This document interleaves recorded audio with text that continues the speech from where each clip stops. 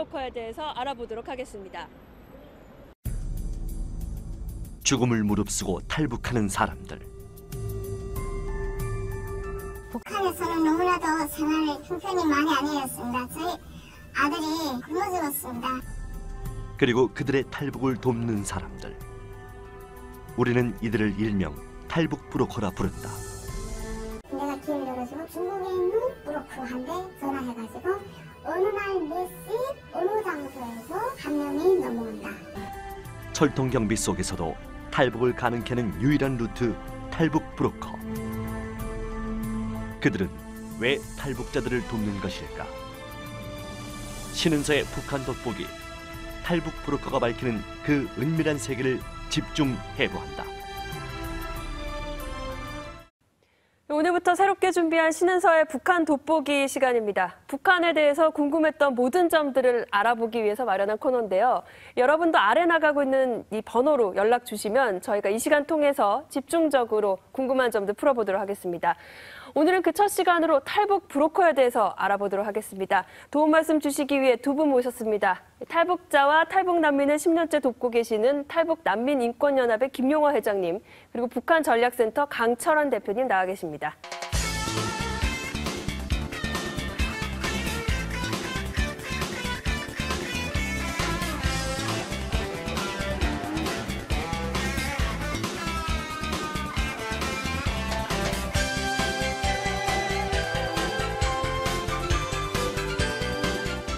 어서 오십시오. 예, 십시오.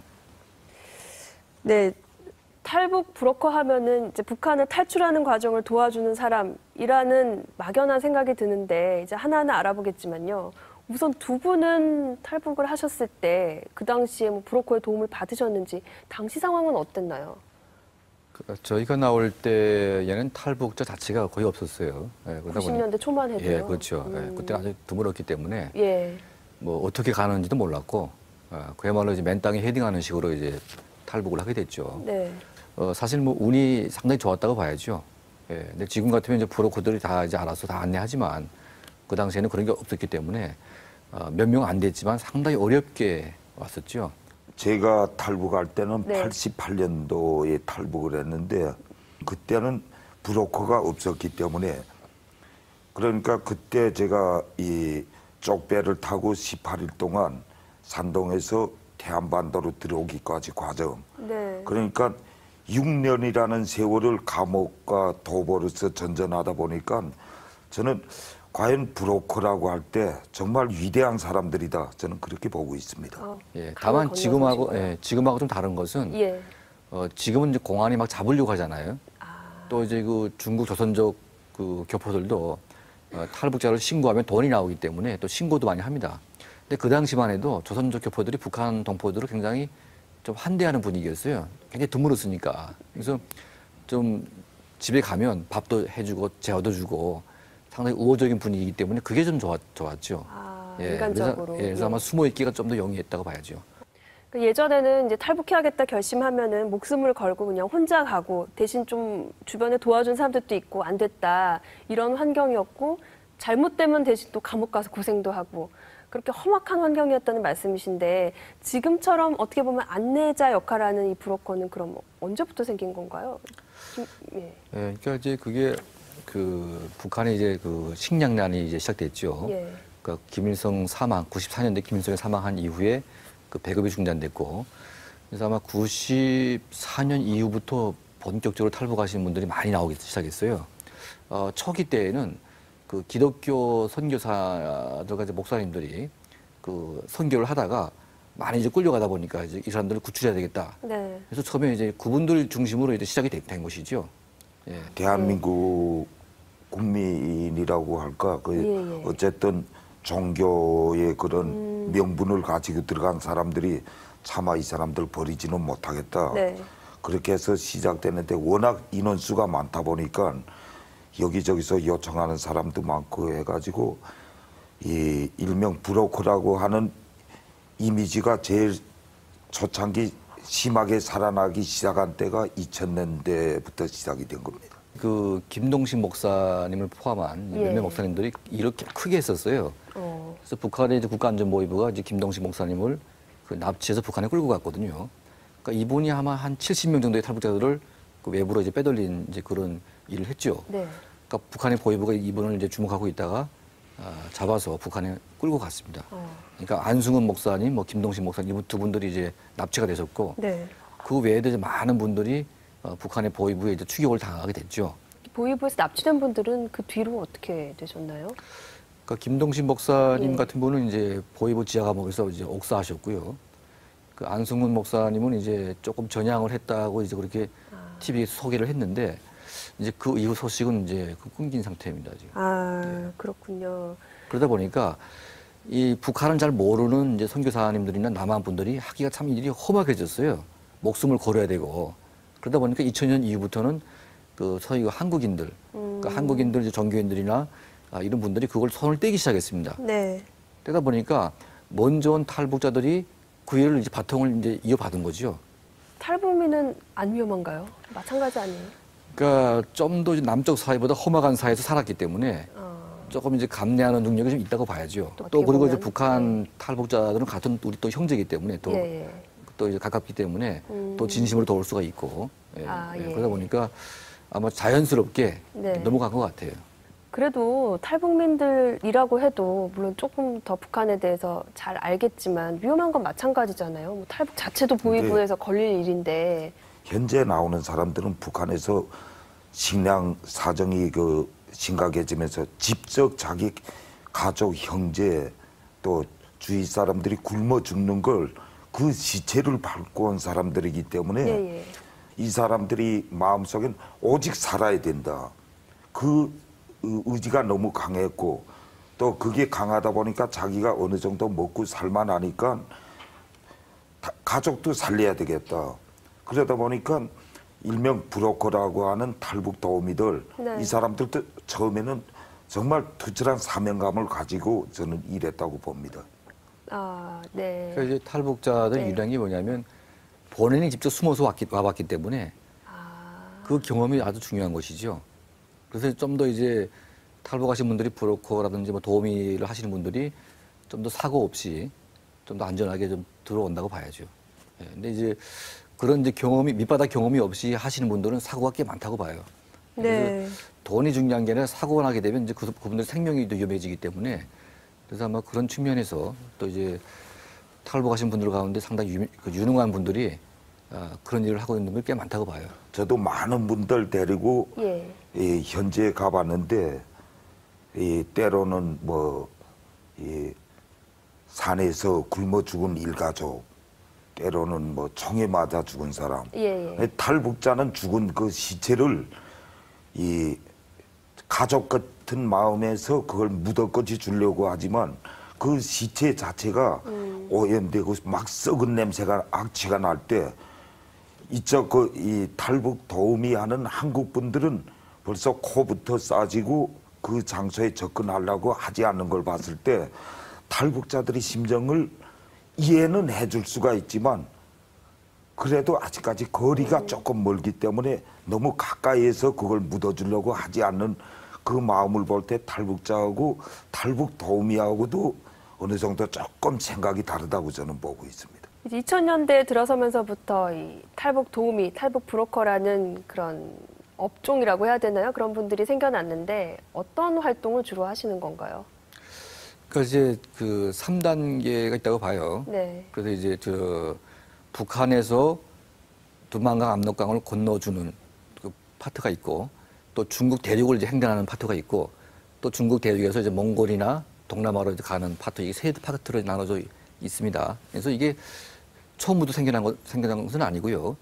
이제 하다 보니까 이게 정교하게 이렇게 조직이 된 것이죠. 예. 그래서 아마 이게 그 탈북자가 대량으로 막 생겨나면서 또 돈도 벌고 또 이제 이런 파트가 생기다 보니까 보다 안전하게 이제 탈북하신 분들을 이제 내륙으로 이제 옮겨오게 된 것이죠. 탈북자가 늘어나면서 이들을 돕는 탈북 브로커도 등장했다라고 볼 수 있겠는데요.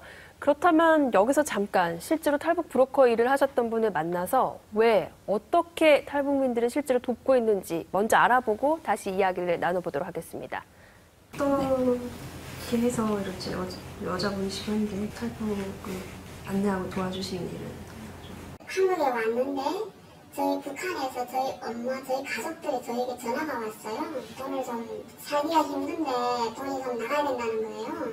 그래서 맨 처음에 줬거든요. 브로커 몇 단계를 거쳐서 그 돈이 나의 엄마 손에 갑니다. 그러면 한국에서 100만 원 내보내면 내 엄마 손에 70만 원이 도착해요. 그러면 또 거기서 수수료 또 뗄 때가 있습니다. 그래가지고 이게 아니라구나. 한국에 다 데려와야 되겠구나. 이렇게 생각했죠. 탈북할 때 혼자 넘어와야 하는 그 북한 브로커랑 같이 가는 거예요? 같이 올 때도 있어요. 저희 엄마가 예를 들면 저희 엄마가 연세가 많잖아요. 혼자서 못 넘어오잖아요. 그러면 여기서 돈을 더 요구하는 거죠. 돈이면 다 되니까. 그래서 돈을 얼만큼 더 줬으니까 네가 같이 강을 건너다가 모셔드리라. 이렇게 하면 또 되는 거죠. 돈을 건네줄 때는 네. 어떻게 현금으로 바로 이렇게 내 엄마가 지금 북한에 있잖아요. 북한에 있으면 바로 전화를 하면요. 1시간 내로 내 엄마 손에 돈이 도착할 수 있습니다. 네, 가능해요. 왜 어떻게 하는가면요. 예전은 북한으로 은행이 있는데 은행에 돈이 1푼도 없습니다. 저금을 시킬 수 있지만 찾지는 못합니다. 이게 북한의 은행이거든요. 그런데 은행이 없지만 개인들이 지금 그런 역할을 오늘 저녁에 중국 브로커하고 또 강 앞에 와서 그래서 만나고 돌아서 오는 거예요. 그럼 한 번 만나는데 돈 얼마 이렇게 지불하면 되는 거예요. 중국 브로커가 데리고 오다가 몰라 그래가지고 갇힌 사람들도 있고. 중국에서 살다가 오는 사람은 좀 괜찮지만 북한에서 금방 온 사람들은 얼굴 색도 다르고 옷 차림도 아무리 좋은 옷을 입혀놔도 이게 기울기가 약간 안 맞는 거죠. 그렇게 애들이 공안에서 쫙 올라가서 쫙 붙어보다가 한마를 시켜보는 거죠. 어디를 가니? 뭐 이렇게 하면 중국말이 안 되잖아요. 그러면 브로커 얼굴을 탁 쳐다보겠죠. 그럼 이 사람은 그 자리에서 이렇게 빠지는 사람이 많아요. 이 말씀 들어보면 사명감에 할 분들은 한국에 있는 쪽 말고는 나머지 단계에서 없는 것 같거든요. 근데 이렇게 위험한데 왜 하나요? 돈을 위해서 하는 거죠. 네, 돈을 위해서 하는 거죠. 돈을 위해서 하고 또 중국에 있는 중국 사람이니까 길을 알잖아요. 어디를 애돌면 여기에 처소를 여기에는 처소를 애돌 수 있다. 이걸 알기 때문에 그 사람들은 내 이만한 돈 가지고 흥미할 수 있다. 이렇기 때문에 움직이는 거고요. 이 한국 브로커는 어떤 입장이 있느냐면요. 돈하고 사람을 구해준다. 이 두 가지가 있는데요. 두 가지가 합해져야만이 내 마음이 통하는 거죠. 근데 이 둘 중에 하나만 가지고 일이가 이루어지지 않아요. 사람만 구한다 하면 내가 미치면서 누가 이런 일을 하겠어요. 여기서 잠깐 실제로 탈북 브로커의 도움을 받아서 탈북에 성공한 두 분을 모시고 이야기 나눠보겠습니다. 신분 보장을 위해서 블라인드 토크로 진행하겠습니다. 네, 어렵게 자리해 주셔서 감사합니다. 처음 북한에서 탈북을 해야겠다고 결심을 하시고선 어떻게 브로커랑 접촉을 했는지가 가장 궁금한데 그 배경을 좀 말씀해 주시겠어요? 탈북한 이유는 북한에서는 너무나도 생활 형편이 많이 아니었습니다. 저희 아들이 굶어 죽었습니다. 탈북하려고 여러 손을 놨는데 잘 되지 않았습니다. 그래서 탈북하는 브로커들이 많은데 그 사람들이 중국까지 넘겨주겠다 하니까 중국까지 넘어와서 저희들이 딸과 함께 달렸습니다.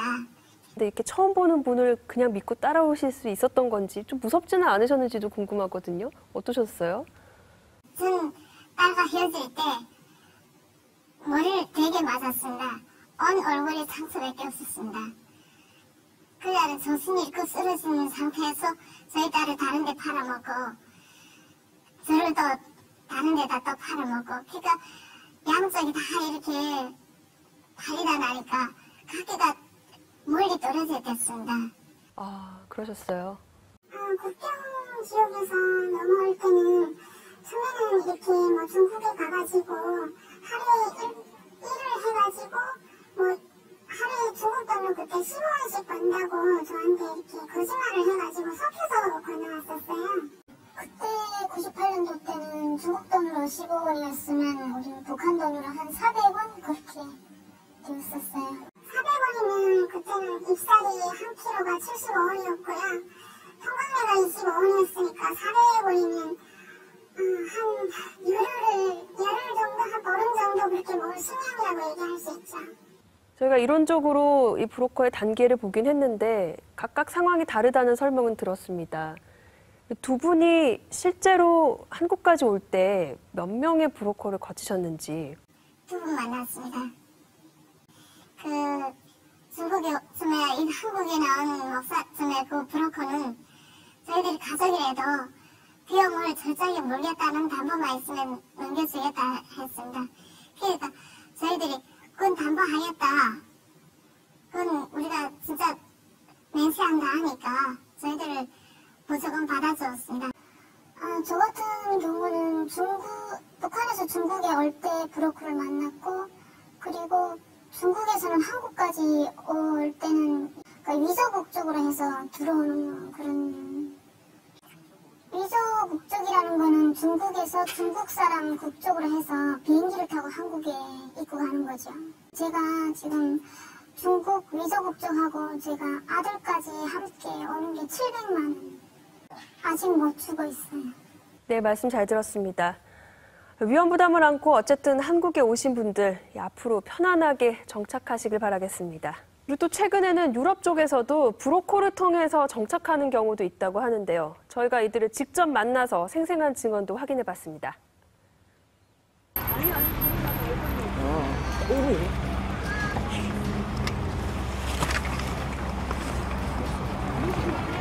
여기까지 도착하는 시간이 500만 원. 비행기값 비행기값은 보내줄 것 같습니다.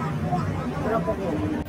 내가 돈을 500만 원을 입금해야만이 너는 비행기 타고 거기까지 와. 내 건 아니고. 여기 오는 사람들이 돈이 없어. 밥 한 끼 먹는 날에는 정말 좋아. 한국에서 나 역시 되게 되고 이 자리가 있습니다. 여기 있는 아이들 다 변함없이 부럽지가 않아요. 오늘 집 갈라 해도 그 시간대 급해야 돼요. 순차례 이걸 하는 것도 없어요. 그냥 겨자 먹기도 하고 바쁜 거를 뭘 하게 됐어요. 북한 사람끼리요. 서로를 훔쳐먹지 못해. 지금도 그러고 있는. 훔쳐먹는다는 게 뭐 새로운 사람 데려오는 거? 그것도 그런 것도 있고 많이 통하니까 사기를 치는 것도 맞긴 맞고요. 남이 잘 되는 꼴을 못 보고 남이 서로 힘든 상황에서도 꼭 제가 살아야 되겠지, 내가를 죽여야만 내가 사는 거잖아요.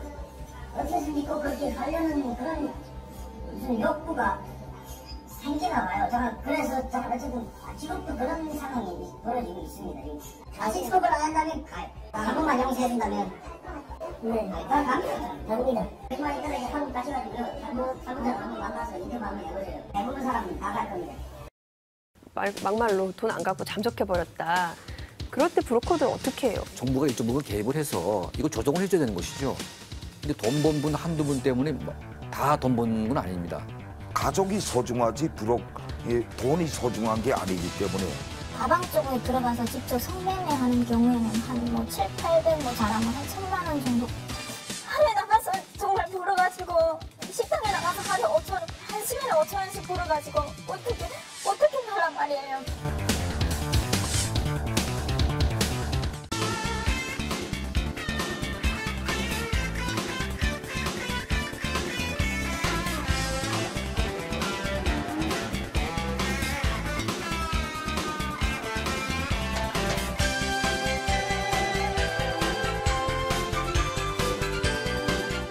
실제로 이렇게 탈북 브로커들을 보면은 뭐 얼마 정도를 받고 얼마나 관여를 하는지 좀 구체적으로 알 수 있을까요?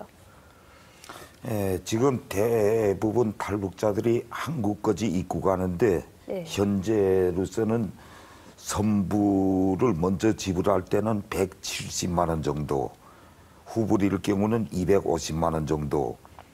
근데 거기서 이 사람들이 그 돈을 받아가지고 한 20만 원 정도는 이 중국 대륙을 넘어설 때 자체 비용으로, 예. 그 다음에 나머지 한 20만 원 정도는 태국이라든가 이런 데 가게 되면 네. 불법 월경죄로 재판을 받고 있습니다. 예. 그 재판 비용이 우리 돈으로 한 20만 원 정도가 들어가기 때문에 이윤이 좀 많이 남을 때 제가 볼 때는 한 20-30만 원 정도 안 남을 한 브로커당 30만 원 정도. 예, 1인당으로 볼 때. 어쨌건 태국이란 제3국에서는 불법 월경자니까 이제 거기에 대한 과태료든 재판비 이런 비용도 네. 다 브로커비에 들어간다. 근데 보니까 아까 적으면 170만 원이고 많으면 250만 원이라고 했는데요. 네. 선불일 때 후불일 때 따라 달라진다. 왜 이렇게 차이가 그게 생기죠? 차이 날 수밖에 없는 게 예. 8개월에 250이 도는 거하고 예.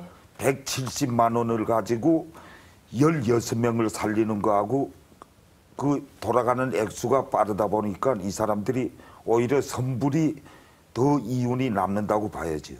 그러니까 이제 또 예. 무슨 얘기냐면 만약에 이제 170만 원을 선불로 딱 주면 그 돈으로 바로 이제 북한에서 넘어오게 되면 바로 데려올 수가 있어요.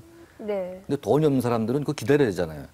예. 그 기다리면 밥 먹여야 되죠. 뭐 이게 재워야 돼. 이게 비용이 많이 든다는 거죠. 체류 비용. 그렇죠. 그러니까 이게 한 사람만 가지고 움직일 수가 없어요. 뭐 여러 명 모아서 가야 되는데 그 돈이 없는 분들은 여러 명 모으려면 몇 달이 걸리거든요. 네. 그럼 그 비용이 또 중과하기 때문에 남는 게 없다. 이제 그런 얘기죠. 그러니까 예. 제가 한번 그 어떤 분 부탁받아서 예. 한번 도와봤거든요.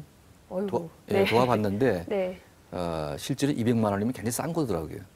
어. 중국이 물가가 너무 비싸져가지고요. 네네. 뭐 밥 한 끼 먹어도 기차 한번 타도 또 이제 공항에 들어오게 되면 택시도 타야 되죠.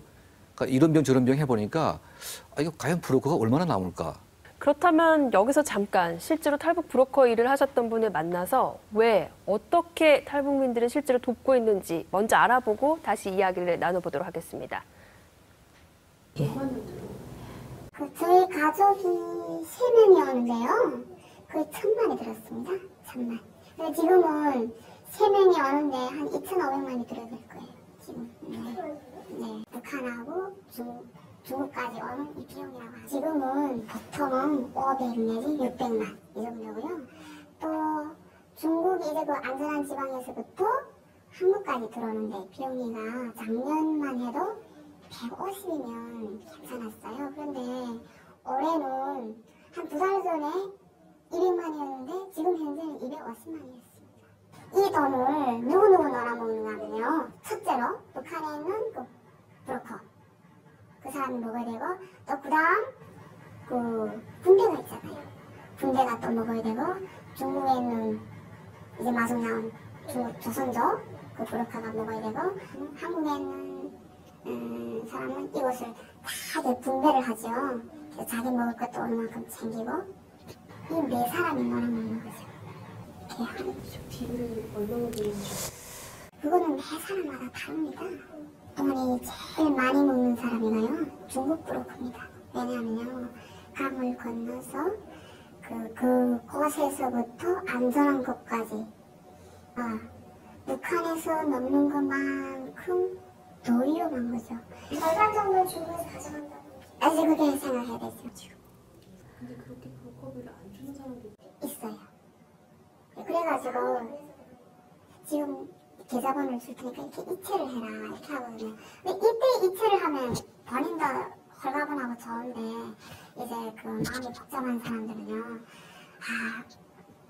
네 북한에도 또 돈을 보내야 되지. 중국에 또 그 두고 온 애도 있지. 그러니까 이 돈이 있어야만 내가 살 수 있을 것 같구나 해서 무시하고 몰래 조용히 밖으로 나가야지 이렇게 생각하는 사람이 있어요.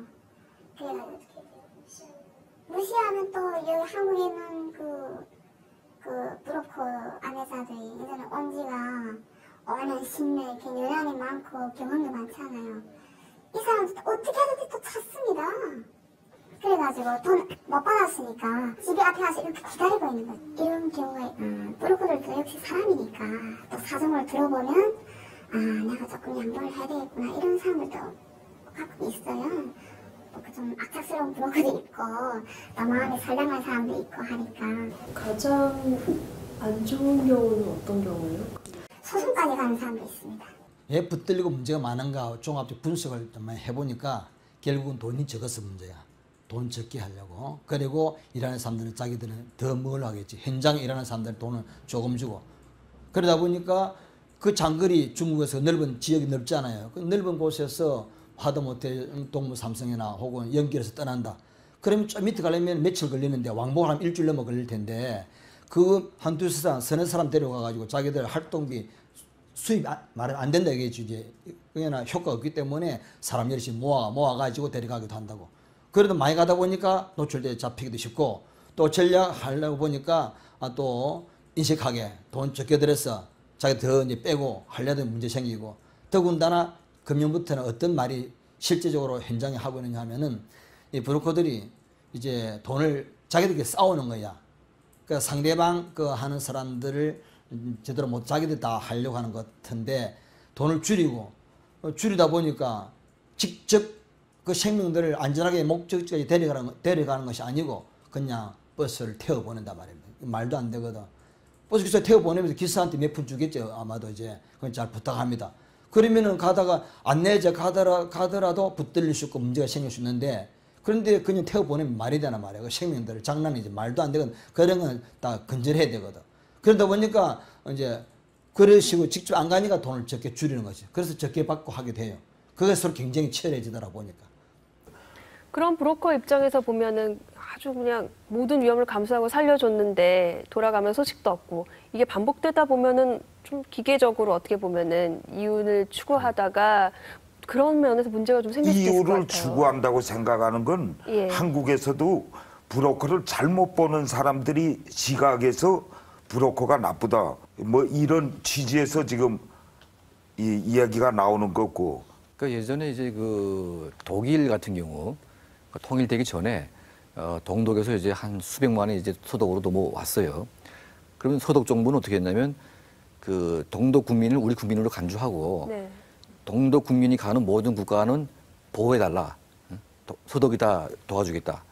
그래서 이분들을 국가적으로 다 보호를 했고 심지어 브로커들 간의 어떤 그 금전거래까지도 독일 법원에서 그 브로커 손을 들어줬어요. 네. 왜냐하면 사람의 생명을 지키는 이 일이야말로 굉장히 숭고한 일이고 그러니까 영리 목적으로 했다고 해도 사람 목숨 구하는 일이기 때문에 그 브로커 손을 들어준 것이죠. 그래서 이 정부 차원에서의 개입과 정부 차원에서 관리가 있었기 때문에 잘 됐는데 지금 한국 정부는 그 탈북자 문제에 대해서 거의 손을 떼고 있고 예. 마치 탈북자들 데려오는 사람들은 무슨 브로커니 무슨 나쁜 사람들은 이렇게 자꾸 매도했어요. 이 브로커들은 마치 무슨 악도가하고 돈이나 뜯는 사람처럼 이렇게 매도하다 보니까 국민들의 인식이 당연히 나빠진 것이죠. 그러면 정부도 개입 안 하고 브로커도 개입 안 하면 그럼 그들을 누가 돕습니까? 도울 사람이 전혀 없어요.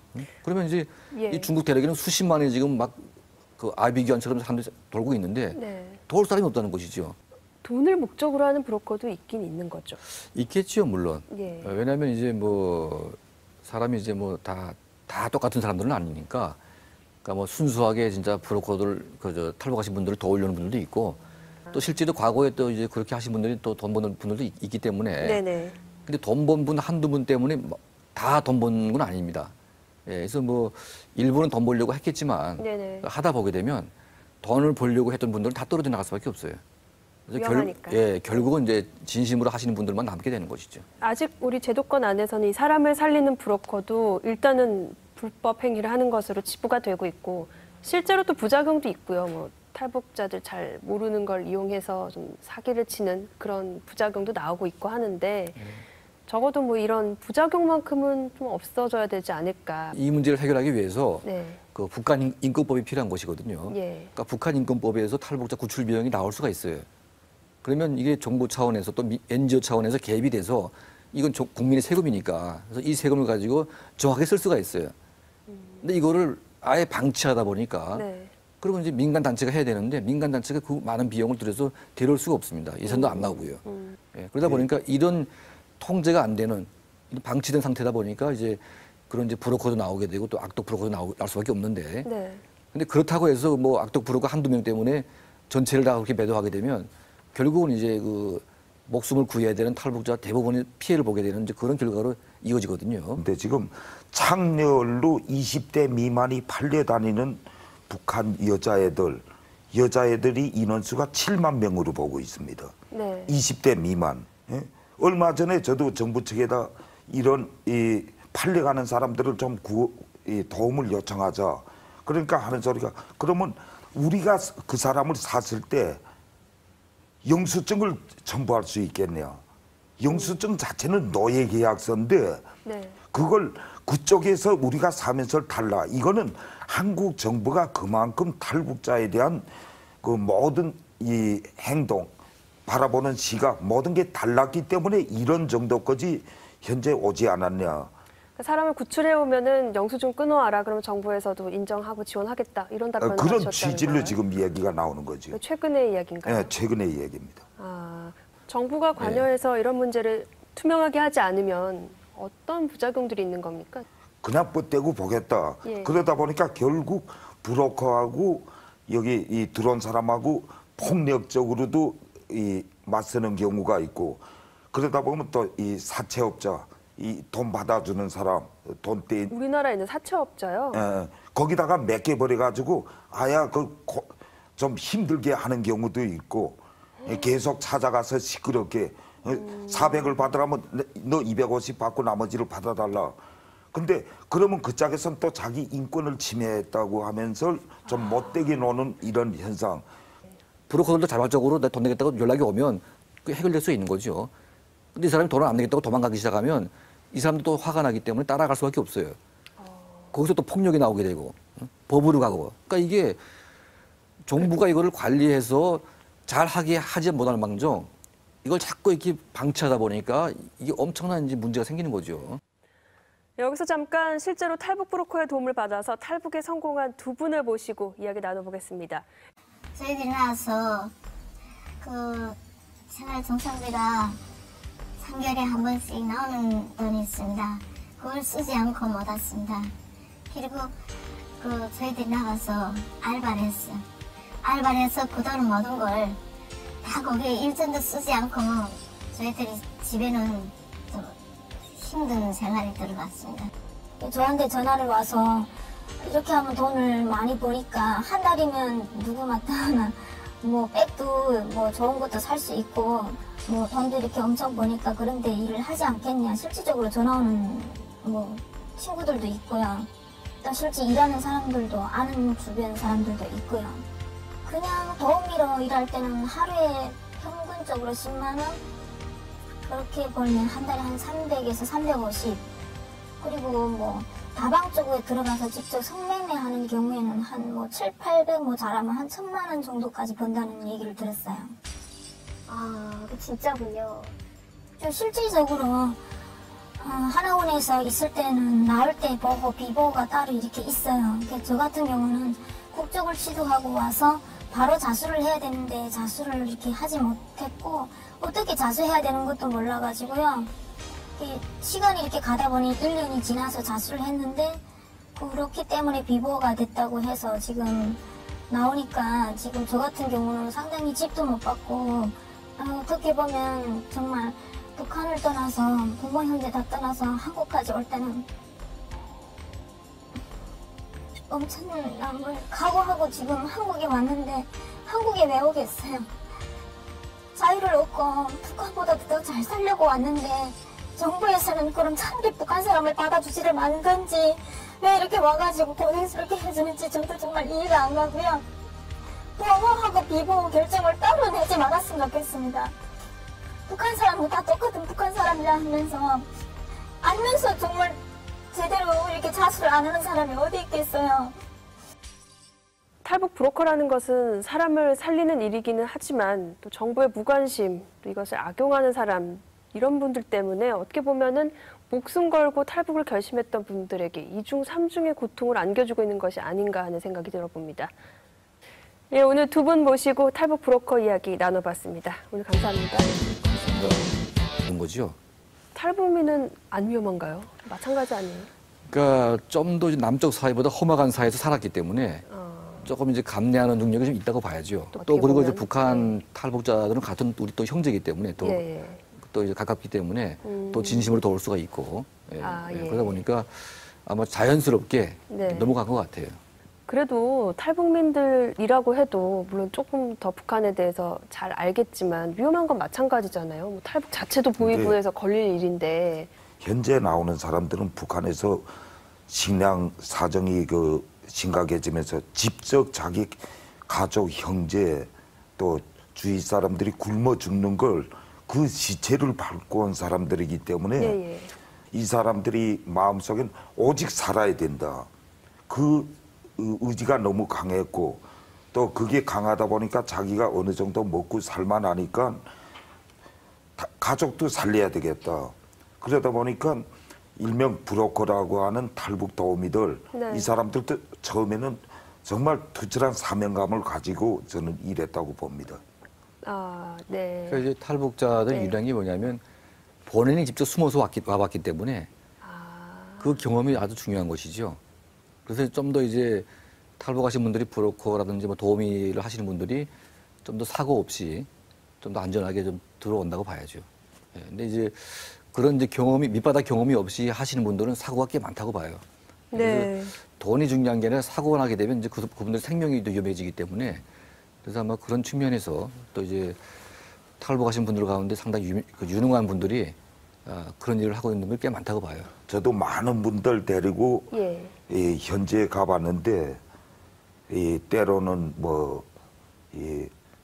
산에서 굶어 죽은 일가족, 때로는 총에 맞아 죽은 사람. 예, 예. 탈북자는 죽은 그 시체를 이 가족 같은 마음에서 그걸 묻어꺼지 주려고 하지만 그 시체 자체가 오염되고 막 썩은 냄새가 악취가 날 때 이쪽 이 탈북 도우미 하는 한국 분들은 벌써 코부터 싸지고 그 장소에 접근하려고 하지 않는 걸 봤을 때 탈북자들의 심정을 이해는 해줄 수가 있지만 그래도 아직까지 거리가 조금 멀기 때문에 너무 가까이에서 그걸 묻어주려고 하지 않는 그 마음을 볼 때 탈북자하고 탈북 도우미하고도 어느 정도 조금 생각이 다르다고 저는 보고 있습니다. 2000년대에 들어서면서부터 이 탈북 도우미, 탈북 브로커라는 그런 업종이라고 해야 되나요? 그런 분들이 생겨났는데 어떤 활동을 주로 하시는 건가요?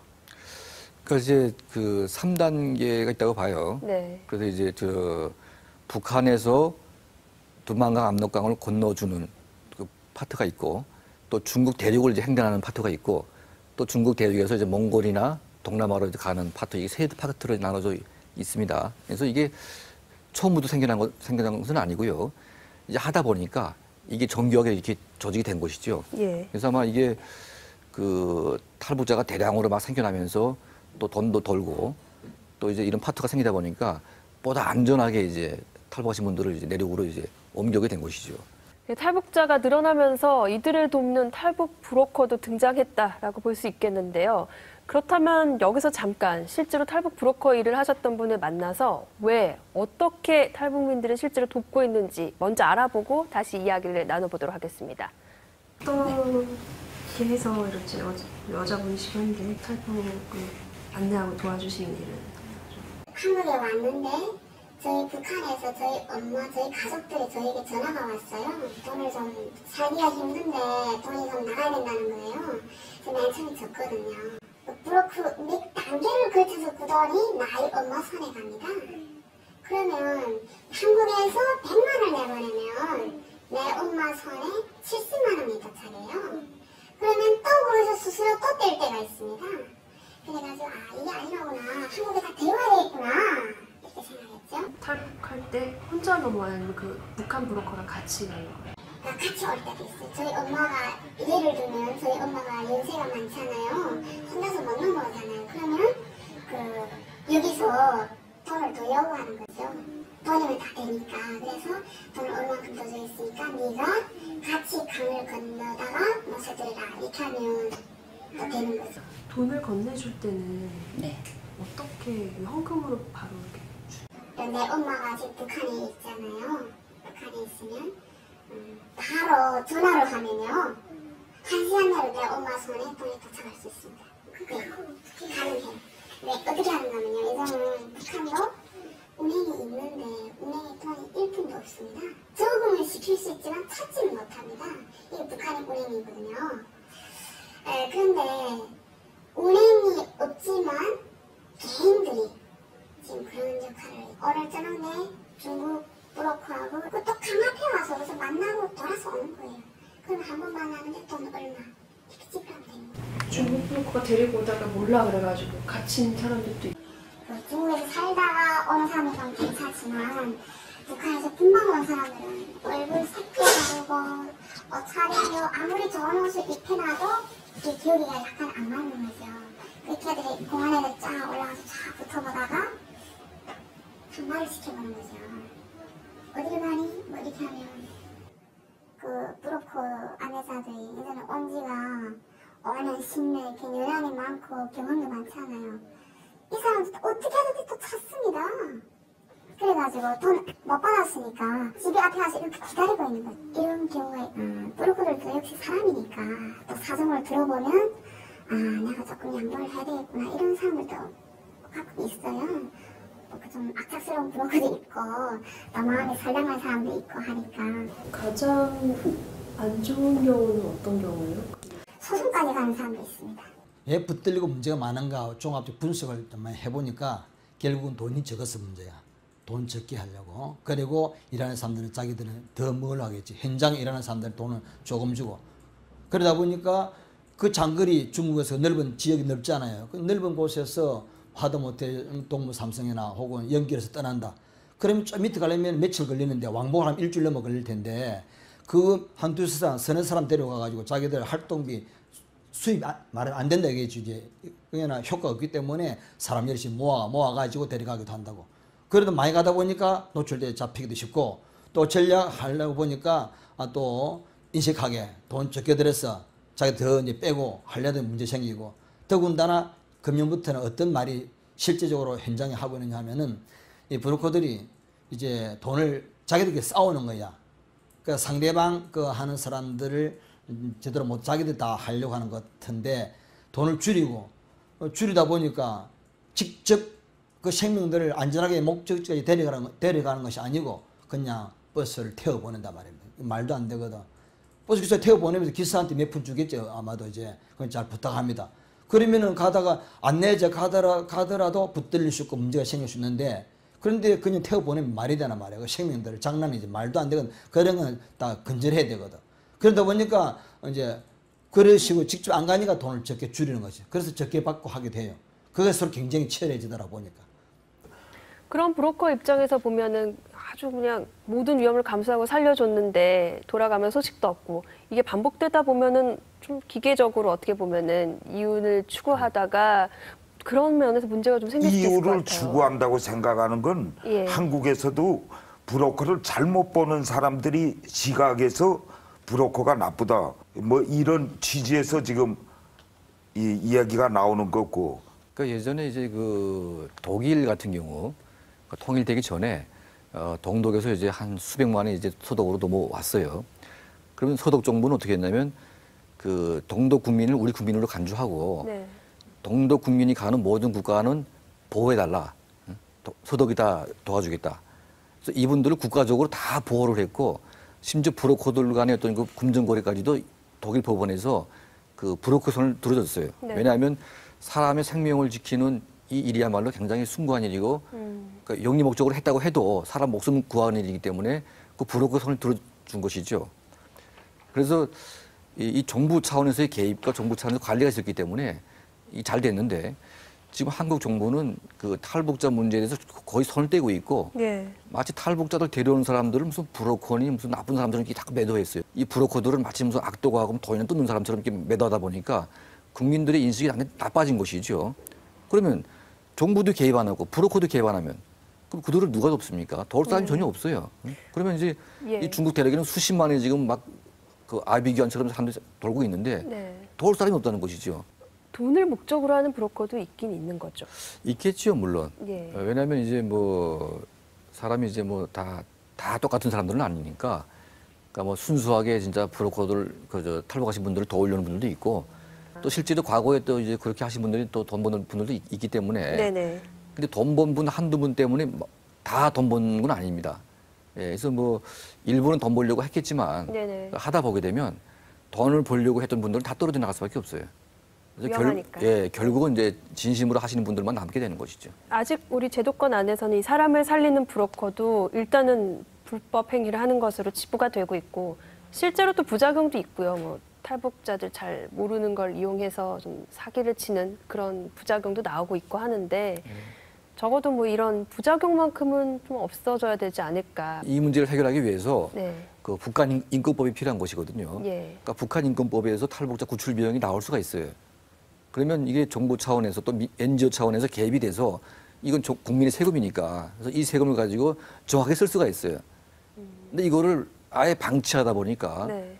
그러면 이제 민간 단체가 해야 되는데 민간 단체가 그 많은 비용을 들여서 데려올 수가 없습니다. 예산도 안 나오고요. 예, 그러다 보니까 이런 통제가 안 되는 이런 방치된 상태다 보니까 이제 그런 이제 브로커도 나오게 되고 또 악덕 브로커도 나올 수밖에 없는데. 네. 근데 그렇다고 해서 뭐 악덕 브로커 한두 명 때문에 전체를 다 그렇게 매도하게 되면 결국은 이제 그 목숨을 구해야 되는 탈북자 대부분이 피해를 보게 되는 이제 그런 결과로 이어지거든요. 근데 지금 창렬로 20대 미만이 팔려다니는 북한 여자애들이 인원수가 7만 명으로 보고 있습니다. 네. 20대 미만. 예? 얼마 전에 저도 정부 측에다 이런 팔려가는 사람들을 좀 도움을 요청하자. 그러니까 하는 소리가 그러면 우리가 그 사람을 샀을 때 영수증을 첨부할 수 있겠네요. 영수증 자체는 노예계약서인데 네. 그걸 그쪽에서 우리가 사면서 달라. 이거는 한국 정부 브로커에 대해서 알아보도록 하겠습니다. 죽음을 무릅쓰고 탈북하는 사람들. 북한에서는 너무나도 생활 형편이 많이 아니었습니다. 저희 아들이 굶어 죽었습니다. 그리고 그들의 탈북을 돕는 사람들. 우리는 이들을 일명 탈북 브로커라 부른다. 내가 기회를 얻어가지고 중국에 있는 브로커한테 전화해가지고 어느 날 몇 시 어느 장소에서 한 명이 넘어온다. 철통 경비 속에서도 탈북을 가능케 하는 유일한 루트 탈북 브로커. 그들은 왜 탈북자들을 돕는 것일까? 신은서의 북한 돋보기, 탈북 브로커가 밝히는 그 은밀한 세계를 집중 해부한다. 오늘부터 새롭게 준비한 신은서의 북한 돋보기 시간입니다. 북한에 대해서 궁금했던 모든 점들을 알아보기 위해서 마련한 코너인데요. 여러분도 아래 나가고 있는 이 번호로 연락 주시면 저희가 이 시간 통해서 집중적으로 궁금한 점들 풀어보도록 하겠습니다. 오늘은 그 첫 시간으로 탈북 브로커에 대해서 알아보도록 하겠습니다. 도움 말씀 주시기 위해 두 분 모셨습니다. 탈북자와 탈북 난민을 10년째 돕고 계시는 탈북 난민 인권연합의 김용화 회장님, 그리고 북한 전략센터 강철환 대표님 나와 계십니다.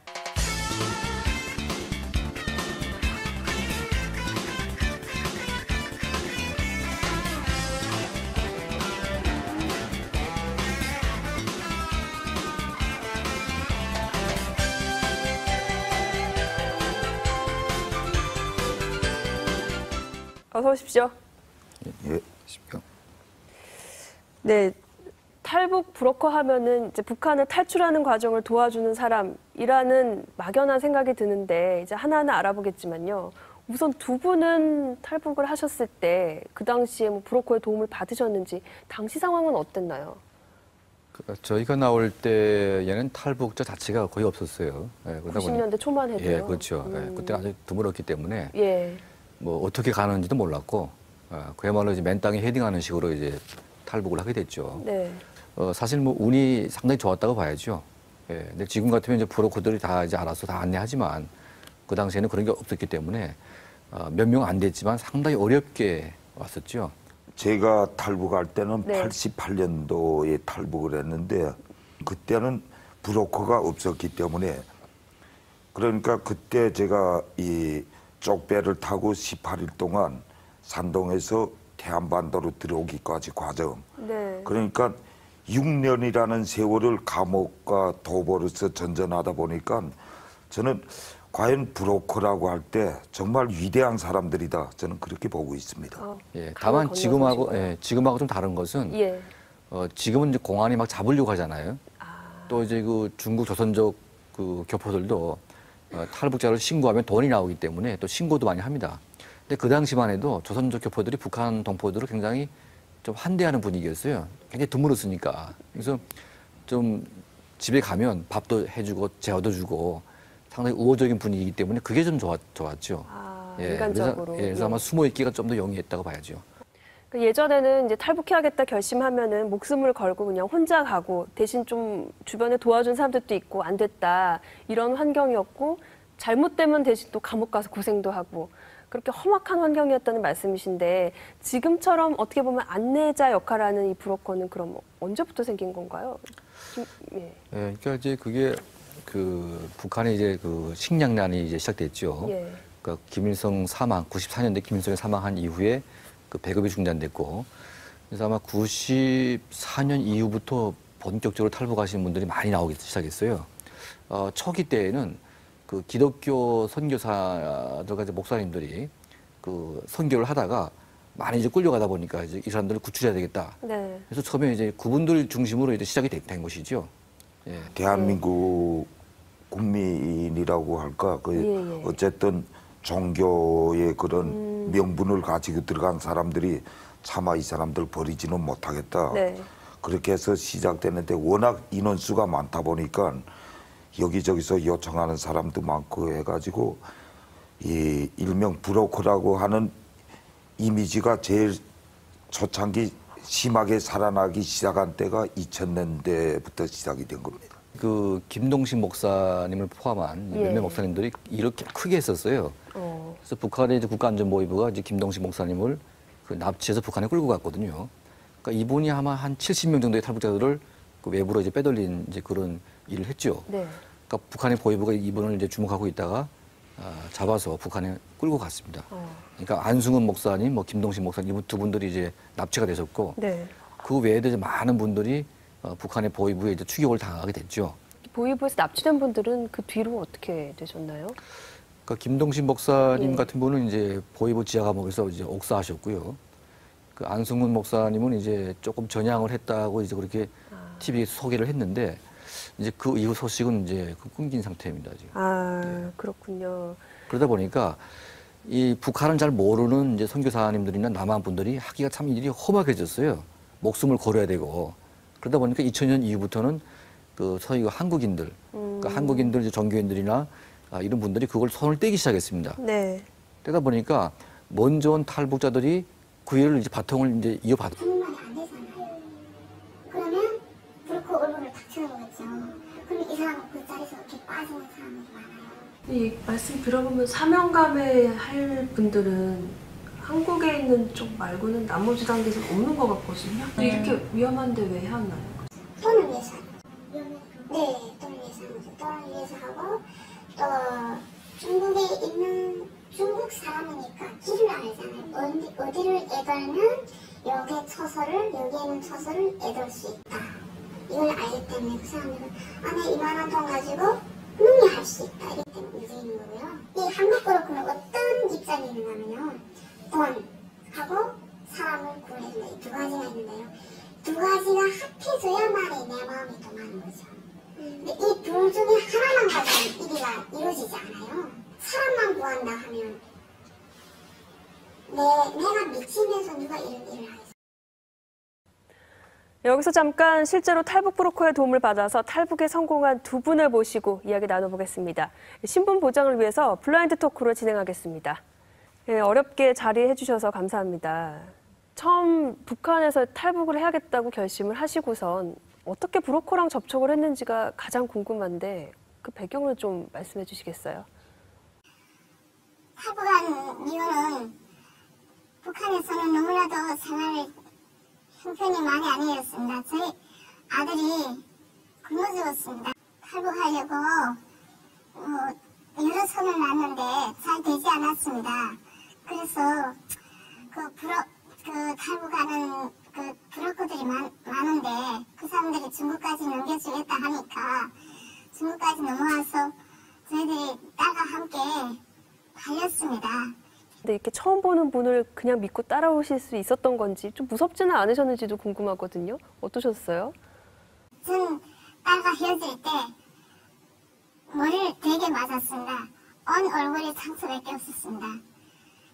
그날은 정신이 잃고 쓰러지는 상태에서 저희 딸을 다른 데 팔아먹고 저를 또 다른 데다 또 팔아먹고 그러니까 양쪽이 다 이렇게 달리다 나니까 가게가 멀리 떨어져 됐습니다. 그러셨어요.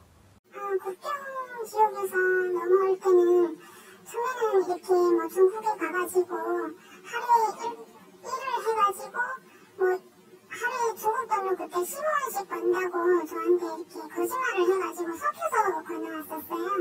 그때 98년도 때는 중국 돈으로 15원이었으면 우리는 북한 돈으로 한 400원 그렇게 되었었어요. 400원이면 그때는 입살이 한 킬로가 75원이었고요. 평강래가 25원이었으니까 400원이면 한 열흘 정도, 한 보름 정도 그렇게 먹을 수량이라고 얘기할 수 있죠. 저희가 이론적으로 이 브로커의 단계를 보긴 했는데 각각 상황이 다르다는 설명은 들었습니다. 두 분이 실제로 한국까지 올 때 몇 명의 브로커를 거치셨는지. 두 분 만났습니다. 중국에 한국에 나온 그 브로커는 저희들이 가족이라도 비용을 절장에 물겠다는 담보만 있으면 넘겨주겠다 했습니다. 그러니까 저희들이 그건 담보하겠다. 그건 우리가 진짜 맹세한다 하니까 저희들을 무조건 받아주었습니다. 저 같은 경우는 북한에서 중국에 올 때 브로커를 만났고, 그리고 중국에서는 한국까지 올 때는 그러니까 위조 국적으로 해서 들어오는 그런, 위조 국적이라는 거는 중국에서 중국 사람 국적으로 해서 비행기를 타고 한국에 입국하는 거죠. 제가 지금 중국 위조 국적하고 제가 아들까지 함께 오는 게 700만 원. 아직 못 주고 있어요. 네, 말씀 잘 들었습니다. 위험 부담을 안고 어쨌든 한국에 오신 분들 앞으로 편안하게 정착하시길 바라겠습니다. 그리고 또 최근에는 유럽 쪽에서도 브로커를 통해서 정착하는 경우도 있다고 하는데요. 저희가 이들을 직접 만나서 생생한 증언도 확인해 봤습니다.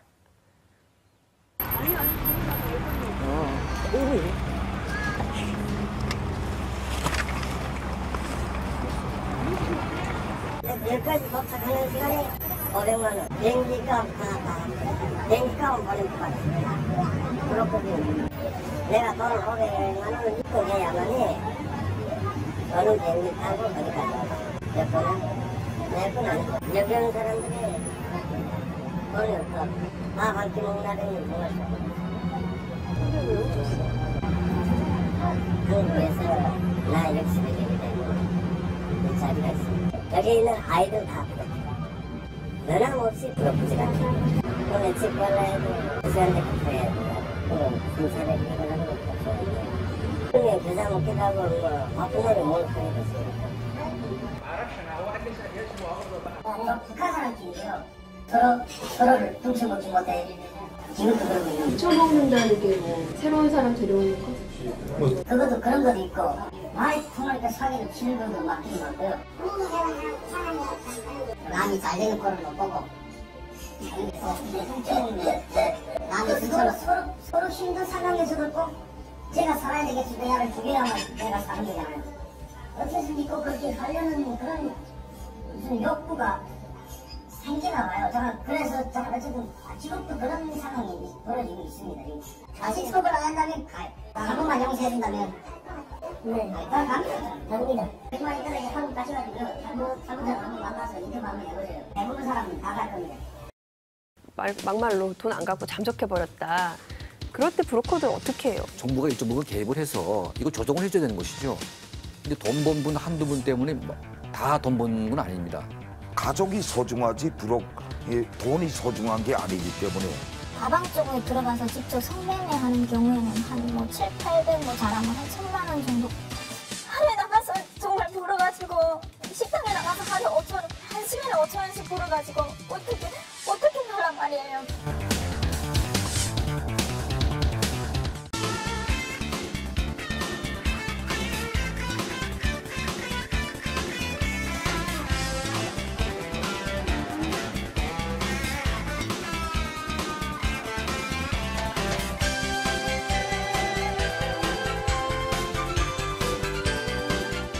실제로 이렇게 탈북 브로커들을 보면은 뭐 얼마 정도를 받고 얼마나 관여를 하는지 좀 구체적으로 알 수 있을까요?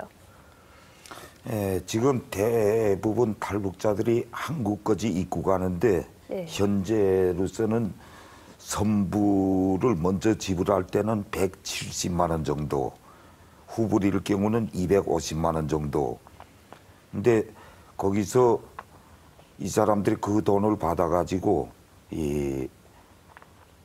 한 20만 원 정도는 이 중국 대륙을 넘어설 때 자체 비용으로, 예. 그 다음에 나머지 한 20만 원 정도는 태국이라든가 이런 데 가게 되면 네. 불법 월경젤로 재판을 받고 있습니다. 예. 그 재판 비용이 우리 돈으로 한 20만 원 정도가 들어가기 때문에 이윤이 좀 많이 남을 때 제가 볼 때는 한 30만 원 정도 안 남을 한 브로커당 예, 30만 원 정도. 예, 1인당으로 볼 때. 어쨌건 태국이란 제3국에서는 불법 월경자니까 이제 거기에 대한 과태료든 재판비 이런 비용도 네. 다 브로커비에 들어간다.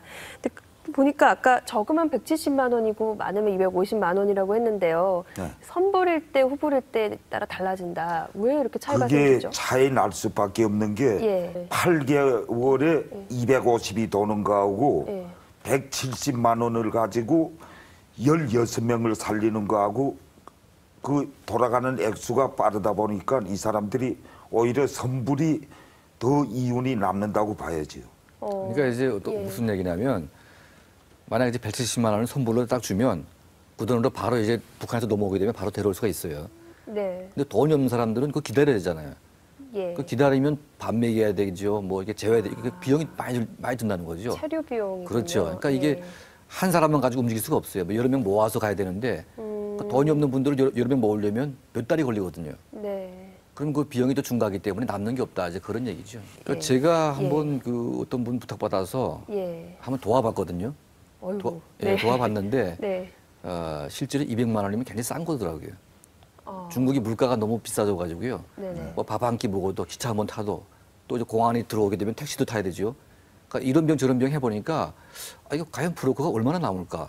그렇다면 여기서 잠깐 실제로 탈북 브로커 일을 하셨던 분을 만나서 왜 어떻게 탈북민들을 실제로 돕고 있는지 먼저 알아보고 다시 이야기를 나눠보도록 하겠습니다. 저희 가족이 3명이 오는데요. 거의 1,000만이 들었습니다. 1,000만. 근데 지금은 3명이 오는데 한 2,500만이 들어갈 거예요. 지금. 네. 북한하고 중국까지 오는 이 비용이라고 하죠. 지금은 보통은 500 내지 600만 이 정도고요. 또 중국이 이제 그 안전한 지방에서부터 한국까지 들어오는데 비용이가 작년만 해도 150이면 괜찮았어요. 그런데 올해는 한 2달 전에 200만이었는데 지금 현재는 250만이었습니다. 이 돈을 누구누구 놀아먹는가 하면요. 첫째로 북한에 있는 그 브로커. 그 사람이 먹어야 되고 또 그 다음 그 군대가 있잖아요. 군대가 또 먹어야 되고 중국에 있는 이제 마중 나온 중국 조선족 그 브로커가 먹어야 되고 한국에 있는 사람은 이것을 다 이제 분배를 하죠.